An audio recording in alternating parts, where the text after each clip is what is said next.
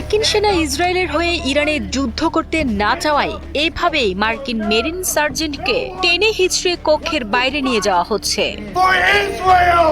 বুধবার armed services sub কমিটির এক গুরুত্বপূর্ণ শুনানি চলাকালে হঠাৎ করেই তিনি সেখানে বাধা দেন এবং ইরানের বিরুদ্ধে যুক্তরাষ্ট্র ইসরায়েল যৌথ সামরিক অভিযানের তীব্র প্রতিবাদ জানাতে শুরু করেন। প্রকাশিত ভিডিও ফুটেজে দেখা যায় ব্রায়ান ম্যাকগিনেস তার গর্বের মেরিন ইউনিফর্ম পরিহিত অবস্থায় শুনানি কক্ষে দাঁড়িয়ে অত্যন্ত ক্ষোভের সাথে চিৎকার করে বলছেন, কেউই ইসরায়েলের হয়ে যুদ্ধ করতে চায় না। তার এই সাহসিকতাপূর্ণ কিন্তু উচ্ছৃঙ্খল আচরণের পরপরই নিরাপত্তায় নিয়োজিত পুলিশ কর্মকর্তারা তাকে দ্রুত কক্ষ থেকে বের করে দেওয়ার জন্য ছুটে আসেন। তাকে যখন টেনে হিচড়ে বাইরে নিয়ে যাওয়া হচ্ছিল, তখন এক পর্যায়ে একটি দরজার ফাঁকে তার হাত মারাত্মকভাবে আটকে যায়। প্রত্যক্ষদর্শীরা জানান, সে সময়ই তার হাতটি মোটকে ভেঙে যাওয়ার ভয়াবহ দৃশ্য দেখা যায় এবং এরপর পুলিশ পাহারায় তাকে করিডোর দিয়ে নিয়ে যাওয়া হয়।